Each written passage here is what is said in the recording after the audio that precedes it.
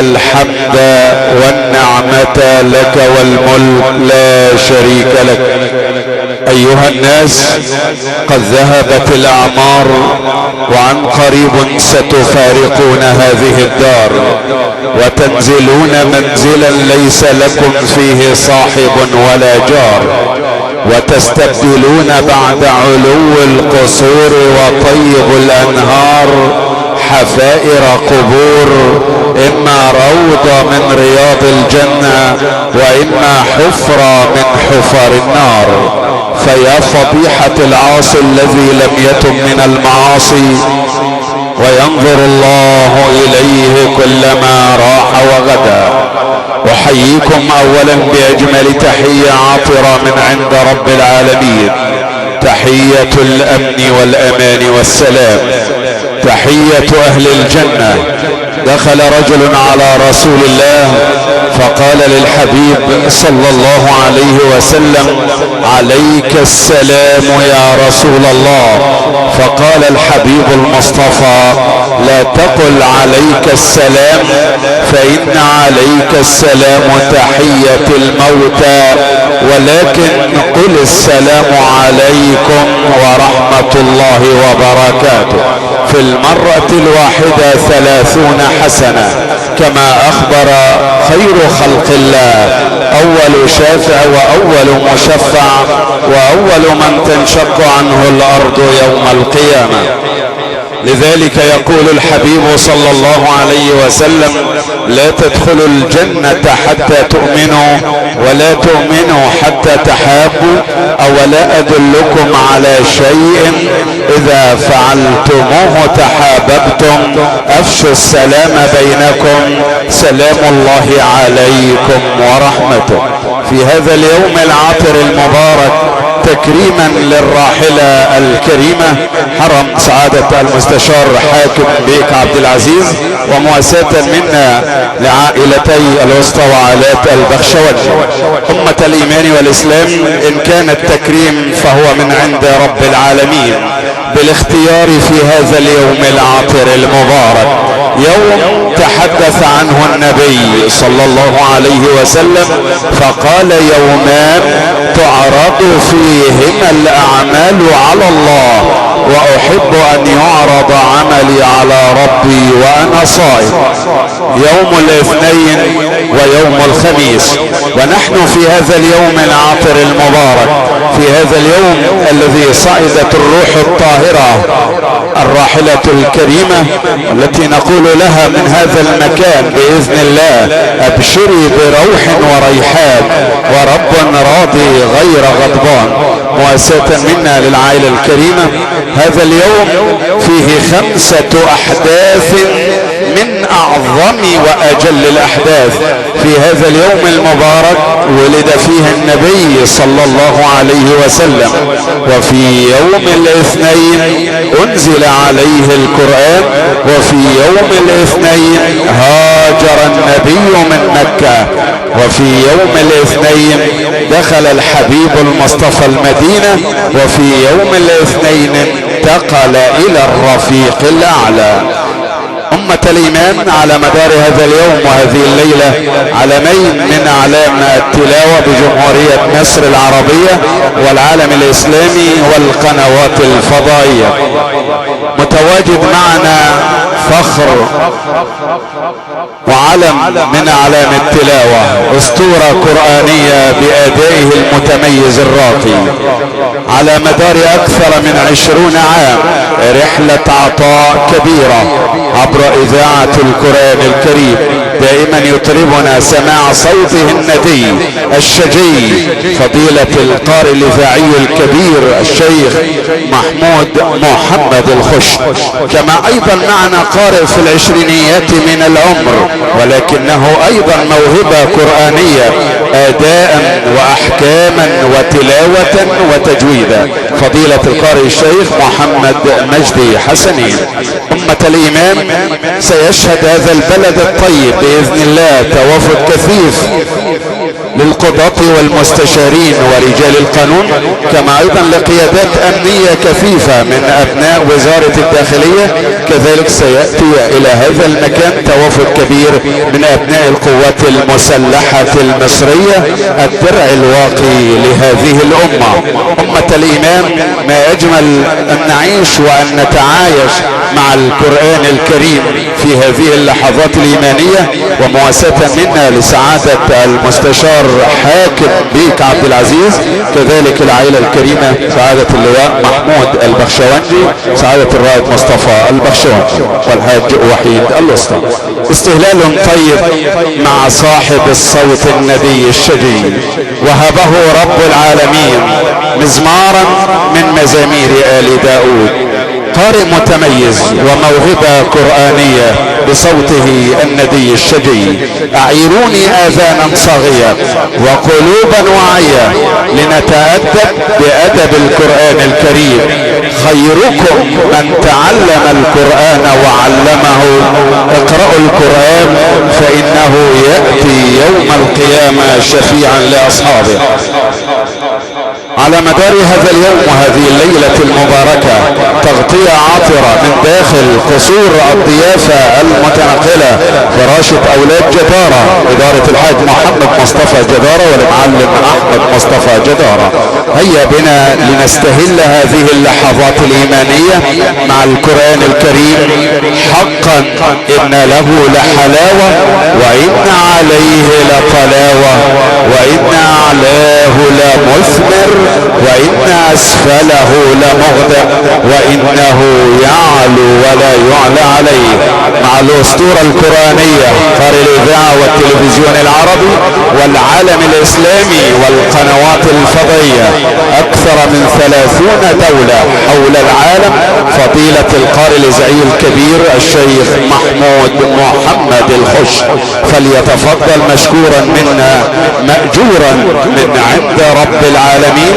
ولنردد واياكم حديث رسول الله صلى الله عليه وسلم: كلمتان خفيفتان على اللسان ثقيلتان في الميزان حبيبتان الى الرحمن، سبحان الله وبحمده سبحان الله العظيم. افضل ما قلته انا والنبيون قبلي لا اله الا الله في رحاب هذه التلاوة القرآنية المباركة.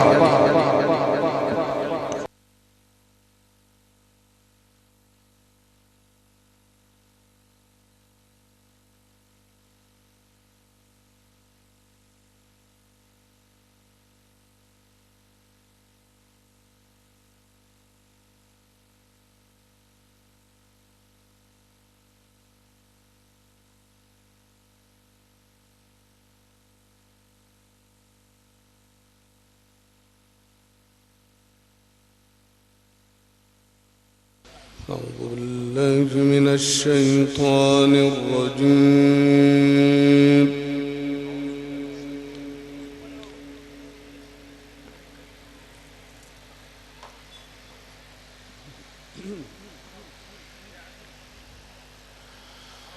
بسم الله الرحمن الرحيم.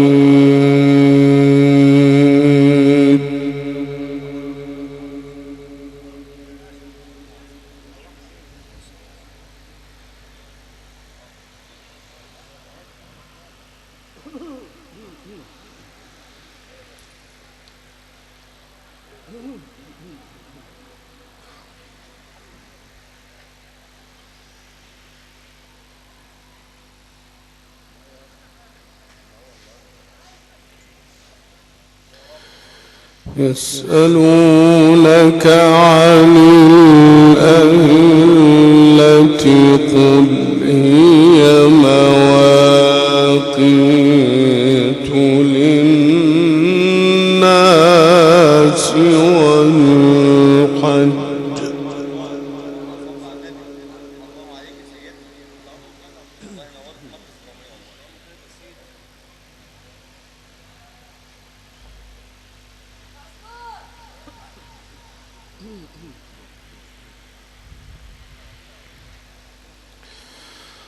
وليس البر بأن تأتوا البيوت من ظهورها ولكن البر من اتقى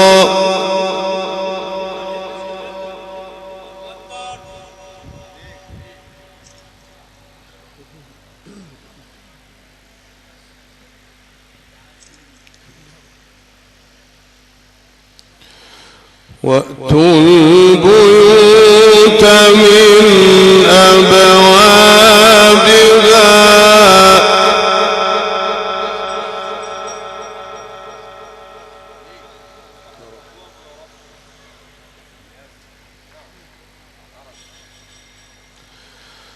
وأتوا البيوت من أبوابها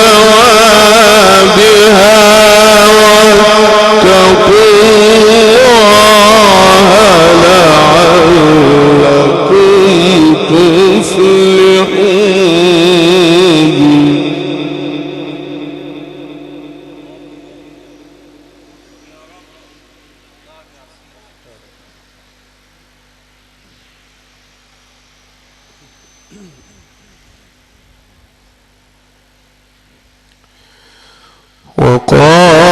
وقاتلوا في سبيل الله الذين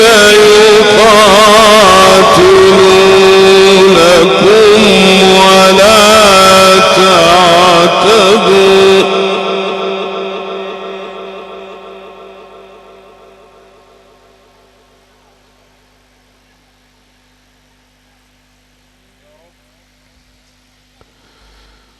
إن الله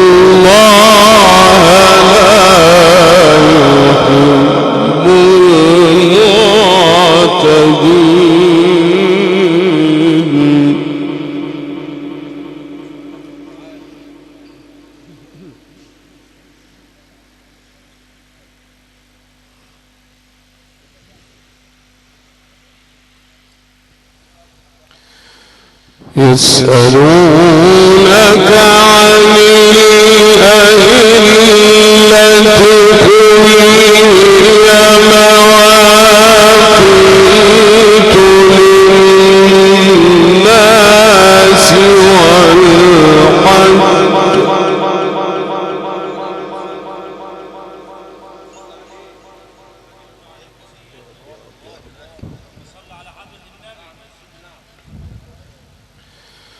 وليس البر بأن تأتوا البيوت من ظهورها ولكن البر من اتقى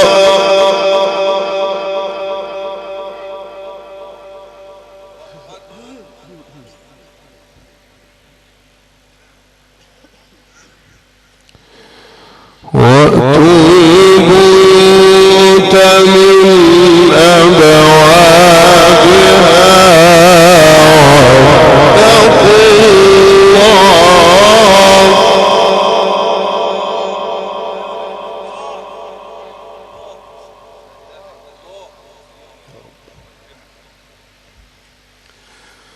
وأتوا البيوت من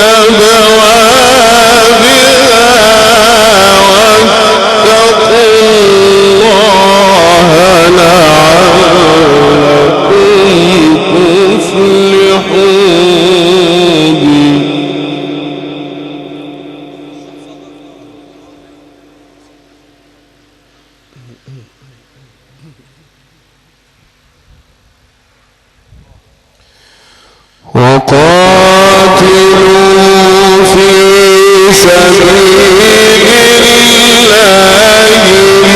الذين يقاتلونكم ولا تعتدوا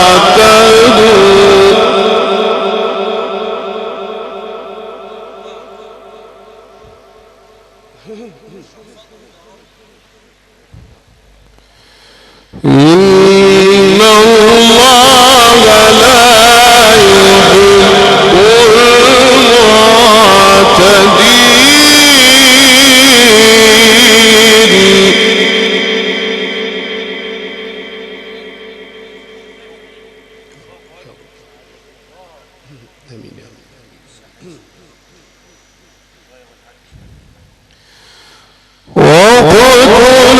وقتلوهم حيث ثقفتموهم وأخرجوهم من حيث أخرجوكم والفتنة أشد من القتل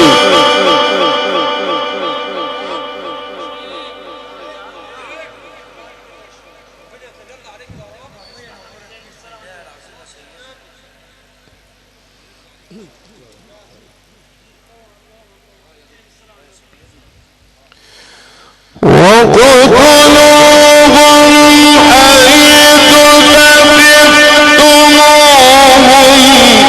وأخرجوهم من حيث أخرجوكم والفتنة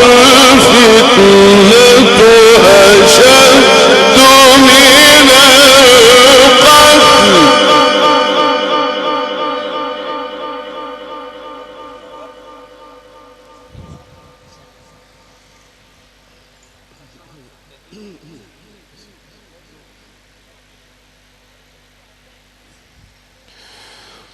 ولا تقاتلوهم عند المسجد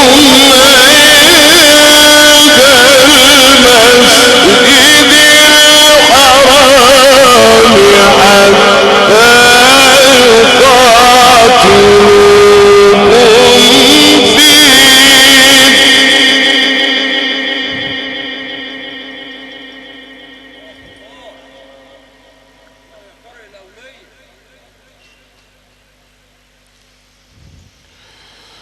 حتى يقاتلوكم فيه حتى يقاتلوكم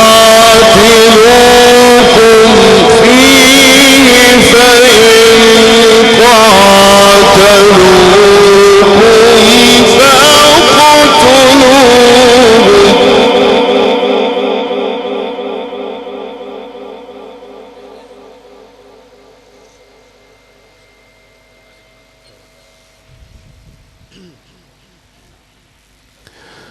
كذلك جزاء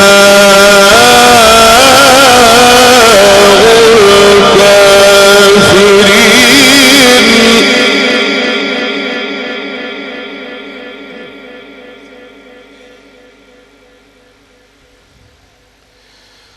فإن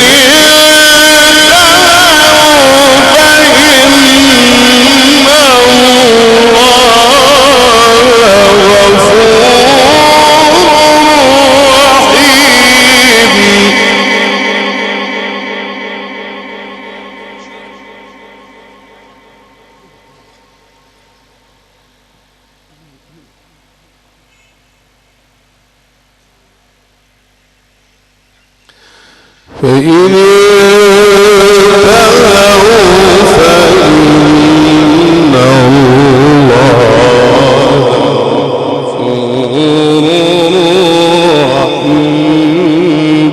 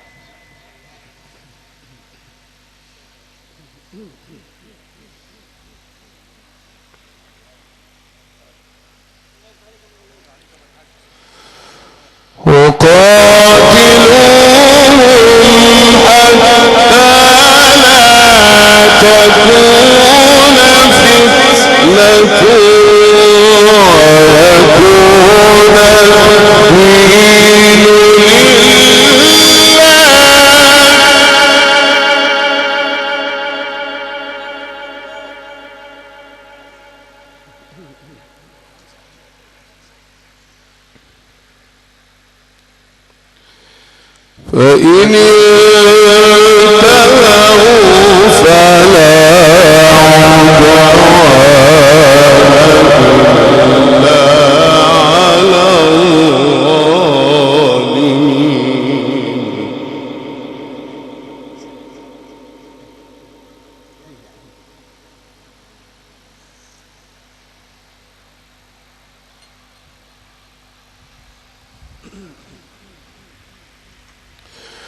الشهر الحرام بالشهر الحرام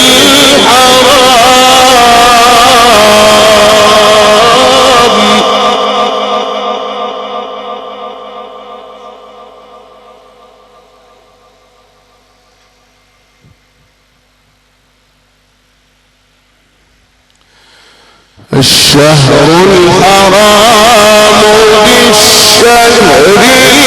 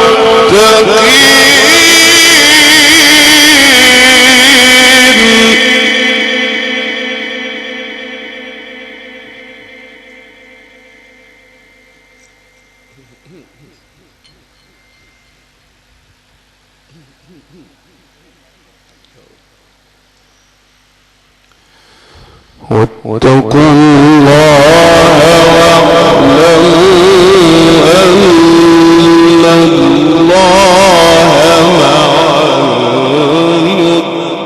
المتقين.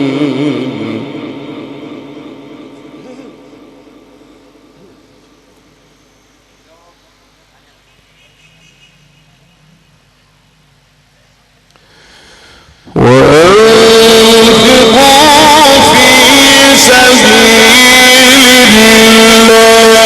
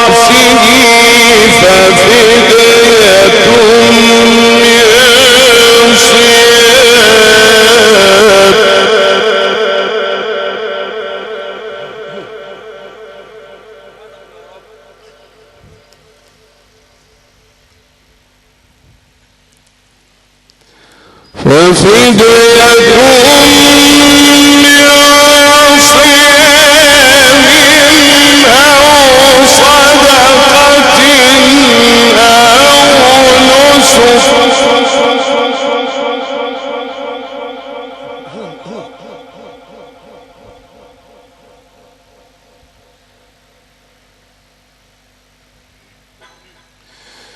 فإذا أمنتم فمن تمتع بالعمرة إلى الحج فما استيسر من الهدي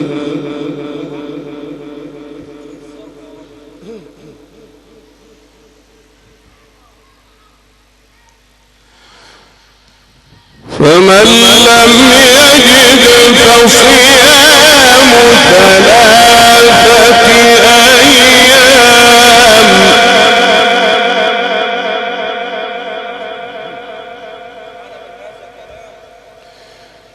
فصيام 3 أيام في الحج و7 إذا رجعتم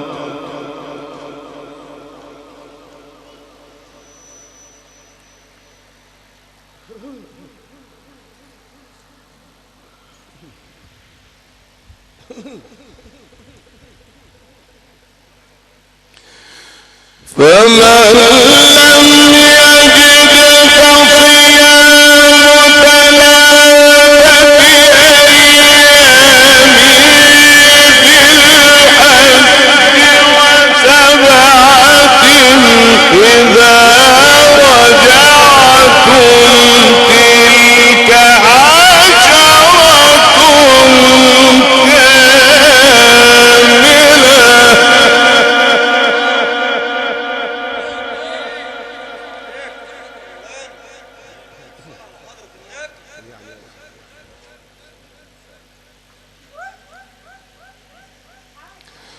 ذلك لمن لم يكن أهله حاضر المسجد الحرام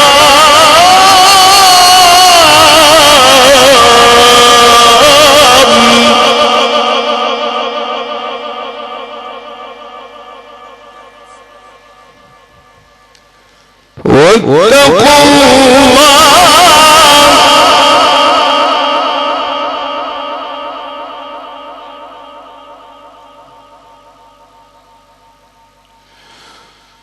واتقوا الله واعلموا أن الله شديد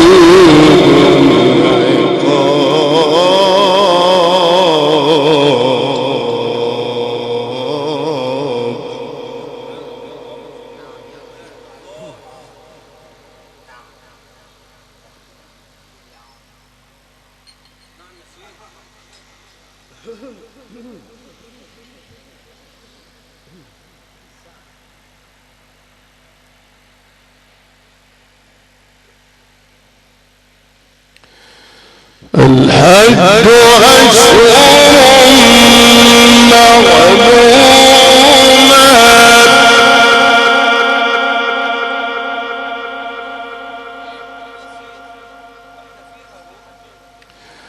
الحج أشهر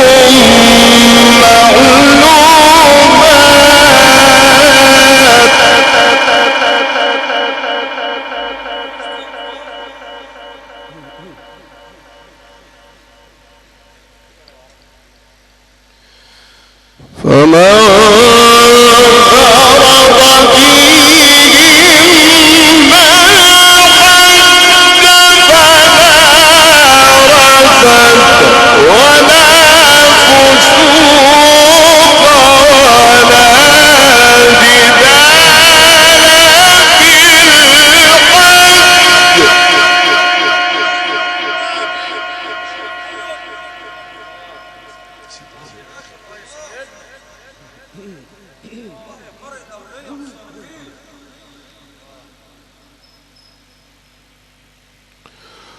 وما تفعلوا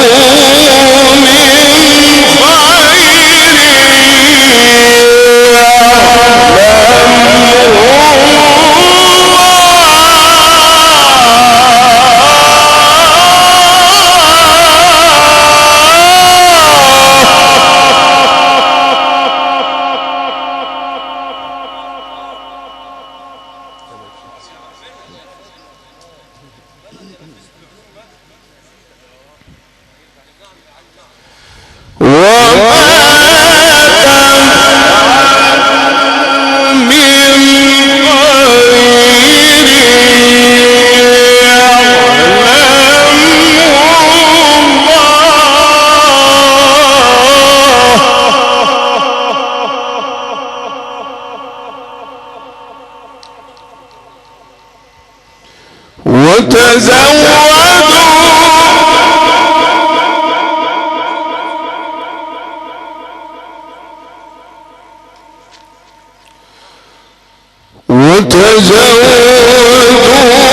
خير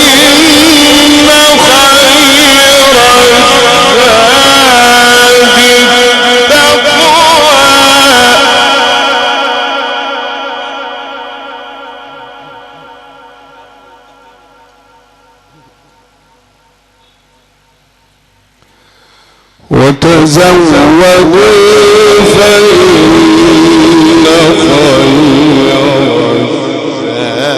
الزاد التقوى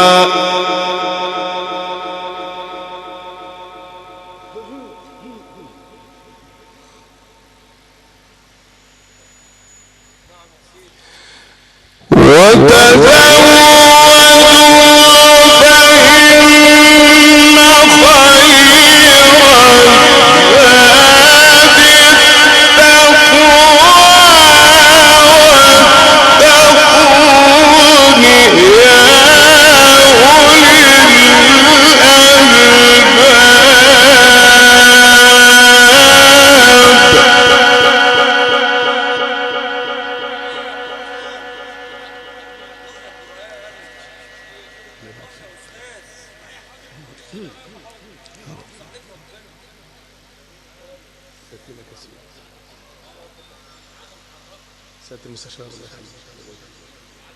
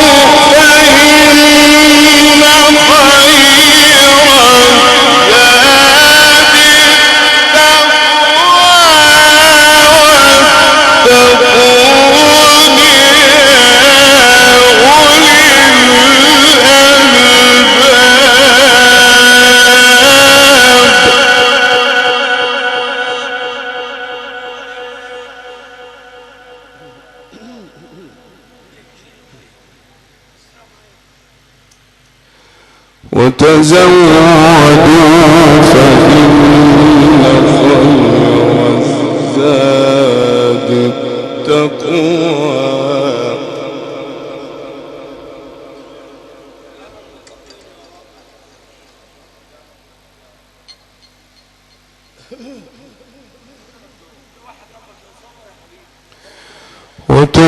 وتزودوا فإن خير الزاد التقوى واتقون يا أولي الألباب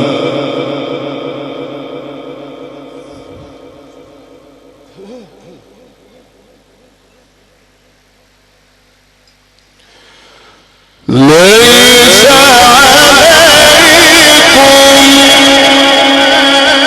عليكم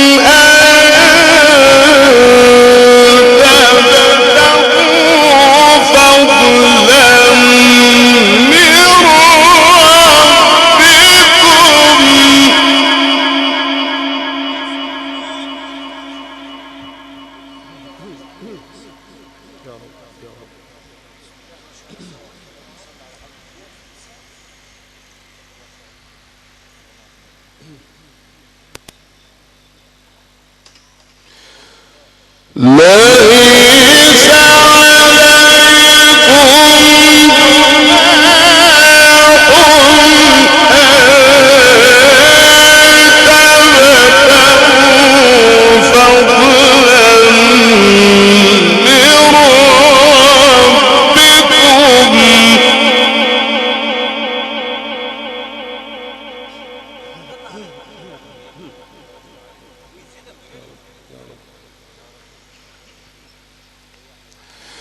فإذا أفضتم من عرفات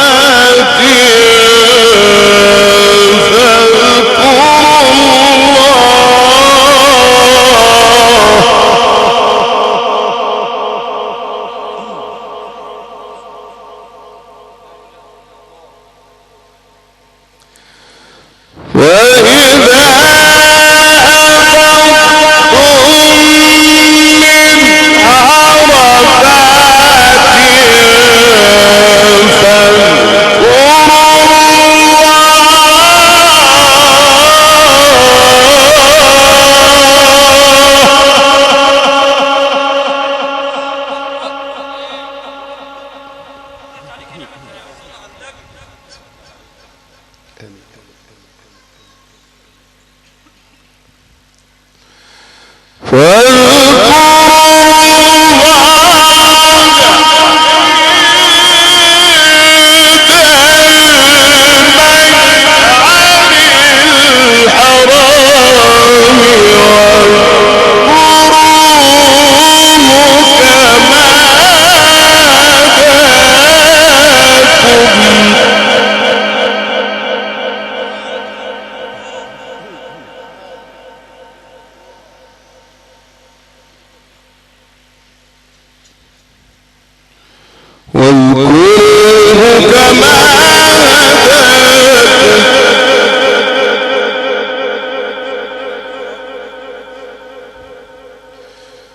واذكروه كما هداكم وإن كنتم من قبله لمن الضالين.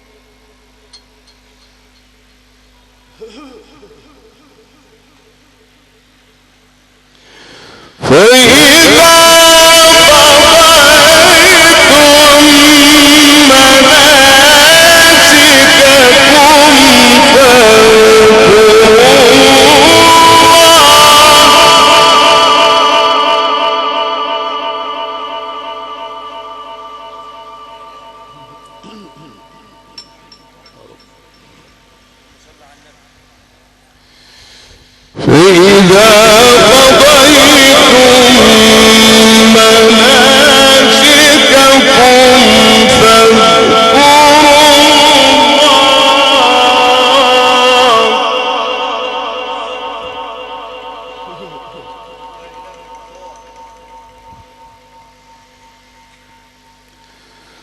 فاذكروا الله كذكركم آباءكم أو أشد ذكرا.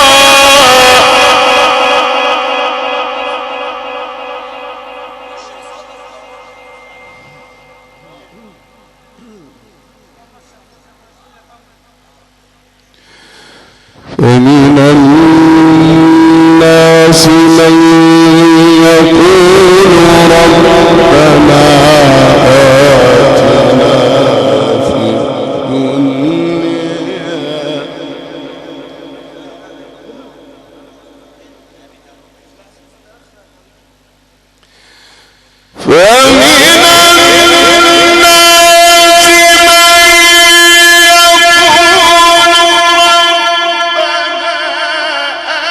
آتنا في الدنيا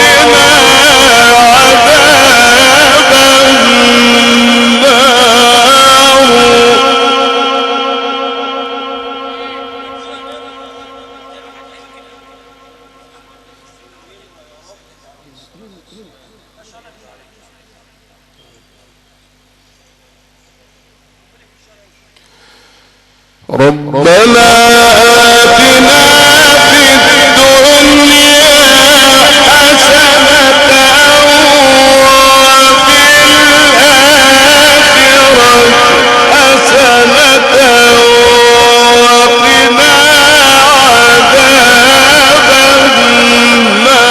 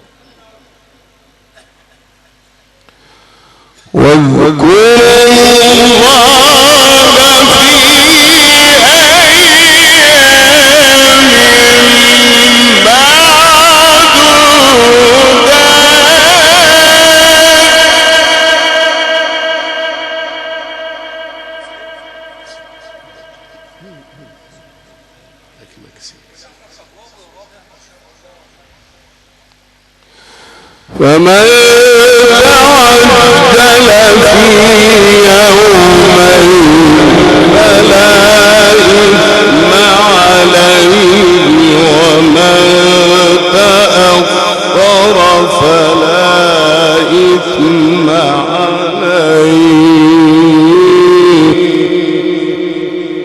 لمن اتقى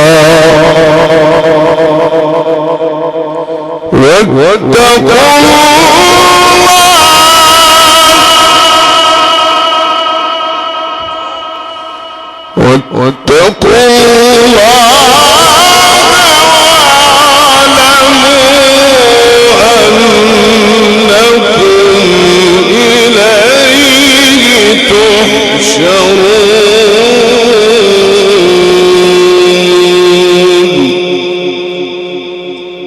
صدق الله العظيم.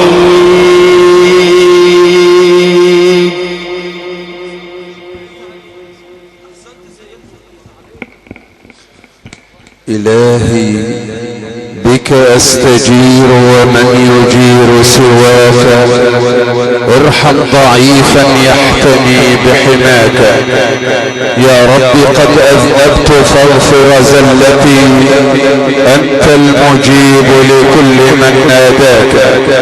هكذا أمة الإيمان والإسلام تجلى رب العالمين على ذلكم العلم القرآني قارئ الإذاعة والتلفزيون العربي والعالم الإسلامي والقنوات الفضائية فضيلة القارئ الشيخ محمود محمد الخش بعدما تجلى عليه رب العالمين وأفاض عليه من فيوضات القرآن قارئ العتبات الطاهرة قارئ مسجد السيدة نفيسة بمدينة القاهرة في هذه اللحظات الإيمانية تكريما للراحلة الكريمة إنها الأقدار والأعمار تكريما لحرم المستشار حاكم بيت عبد العزيز كذلك مؤسسة منها لجميع عائلات الوسطى وعائلات البخشوندي.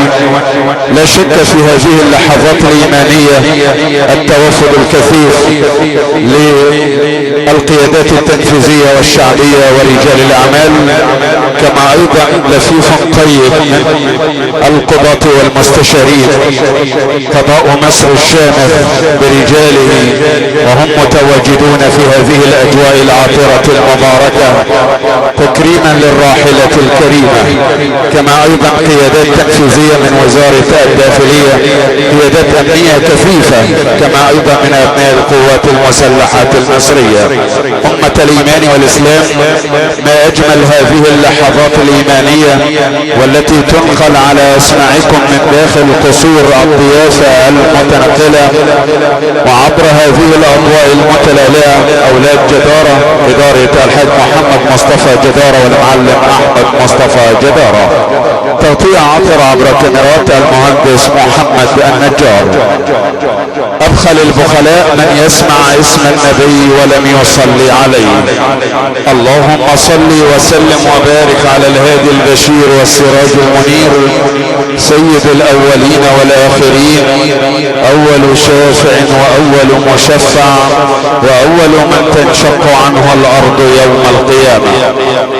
يقول الحبيب صلى الله عليه وسلم لا تكثروا الكلام بغير ذكر الله فإن كثرة الكلام بغير ذكر الله تعالى قسوة للقلب وإن أبعد الناس من الله القلب القاسي.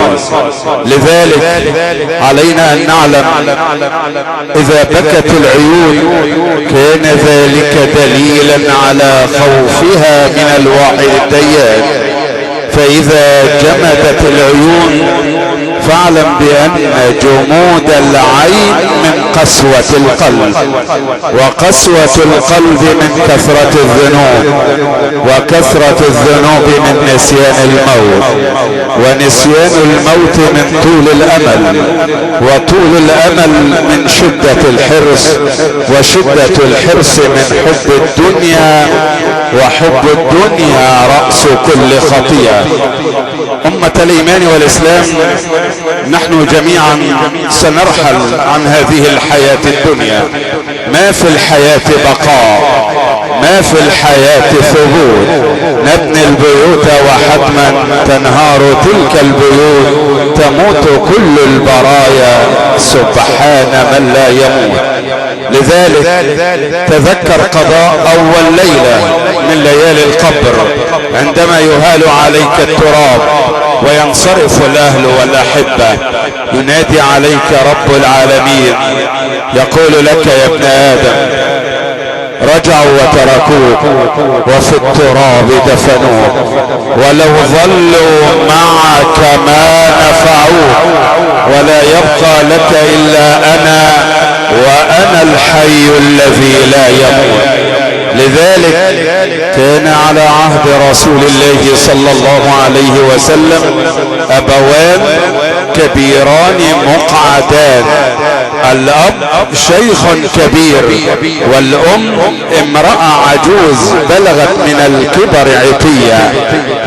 لكن سبحان الله رزقهم الله بشاب كان طويل القامة قوي البنيان، يحمل والديه على كتفه ويذهب بهما إلى مسجد رسول الله ليحضر تكبيرة الإحرام خلف رسول الله في صلاة الظهر والفجر والعصر والمغرب والعشاء، جميع الفروض يحملهم على كتفيه ويذهب بهما إلى مسجد رسول الله ليحضر تكبيرة الإحرام.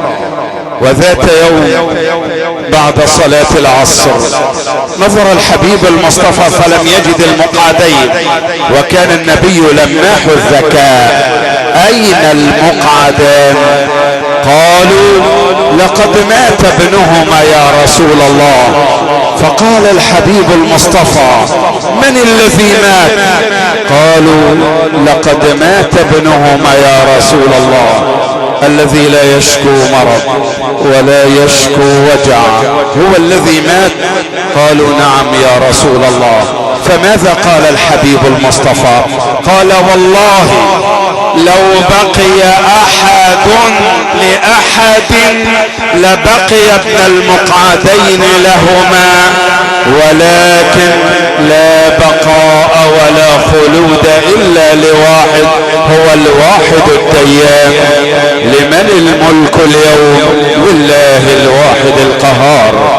لذلك ايها الاخ الكريم، اذا سألت فاسأل الله، واذا استعنت فاستعن بالله، واذا توكلت فتوكل على الحي الذي لا يموت. اياك ان تخضع لاحد الا للواحد الاحد. لا تخضعن لمخلوق على طمع، فإن ذلك نقص منك في الدين. لن يقدر العبد أن يعطيك خردلة إلا بإذن الذي سواك من طين. فلا تصاحب غنيا تستعز به، وكن عفيفا وعظم حرمة الدين، واسترزق الله مما في خزائنه، فإن رزقك بين الكاف والنون. هكذا أمة الإيمان علينا في كل وقت وحين أن نرتب الألسنة بذكر الله. يقول الحبيب صلى الله عليه وسلم من كان يؤمن بالله واليوم الآخر فليقل خيرا أو ليصمت. أحيانا يكون الصمت أبلغ من الكلام إذا كان الكلام بعيدا عن ذكر الرحمن. ما أجمل أن تكون الألسنة رطبة بذكر الله. فما الذي يمنعك أن تردد سبحان الله والحمد لله ولا إله إلا الله والله الله اكبر، ولا حول ولا قوة الا بالله العلي العظيم. عود طيب الى ساحة